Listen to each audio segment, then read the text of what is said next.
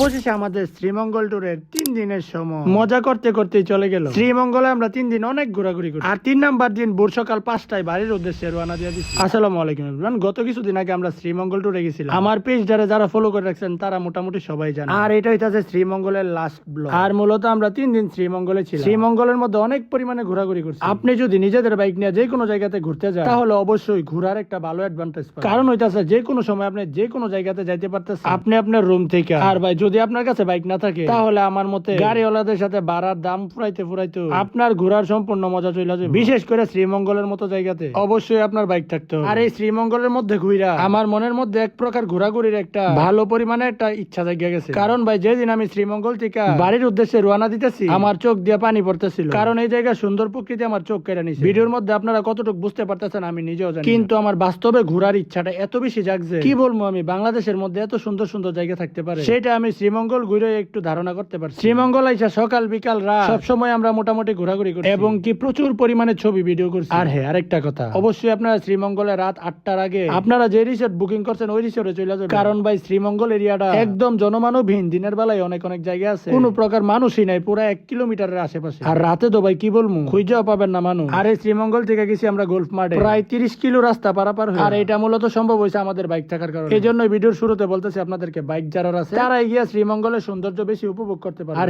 এই জায়গাতেও কিন্তু স্কুটি ভাড়া দেয়। আর এই স্কুটি নিয়ে আপনারা ঘুরতে পারবেন। 3 দিনে আমরা আমাদের রিসোর্টের মধ্যে অনেক পরিমাণে এনজয় করছি সুইমিং পুলের মধ্যে। আর হ্যাঁ আরেকটা কথা, আমাদের এই রিসোর্টটা একদমই বাজে পড়ছে। এই বিষয়টা বুঝতে পারছি আমরা রিসোর্ট বুকিং করার একদিন পরে, যে কারণে এই হোটেলের বেডসাইট গুলা সুন্দরভাবে অ্যাভয়েড করে আমরা আমাদের এই ট্যুরটারে উপভোগ করছি। অবশেষে এই মুহূর্তে আমরা শ্রীমঙ্গল থেকে আমাদের বাইক নিয়ে ভোর 5টার দিকে রওনা দিতেছি। মাথার পুরা মেমোরির মধ্যে রয়েছে শ্রীমঙ্গলের প্রকৃতির ভালোবাসা। কিভাবে যে আমি ভুলি সেই চিন্তায় আমি মনে মনে করি। আসলে ভাই শ্রীমঙ্গলে ঘোরাঘুরি কইরা আমার কাছে অনেক বেশি ভালো লাগে। আজকের ভিডিও এখানে শেষ করতেছি, দেখা হইতাছে পরের কোন ভিডিওতে। আল্লাহ হাফেজ। অবশেষে এই ট্যুরটার ব্যাপারে আমার একটা কথা, বাইরে ভাই অনেক মজা হইছে এই ট্যুরের ঘোরাঘুরি।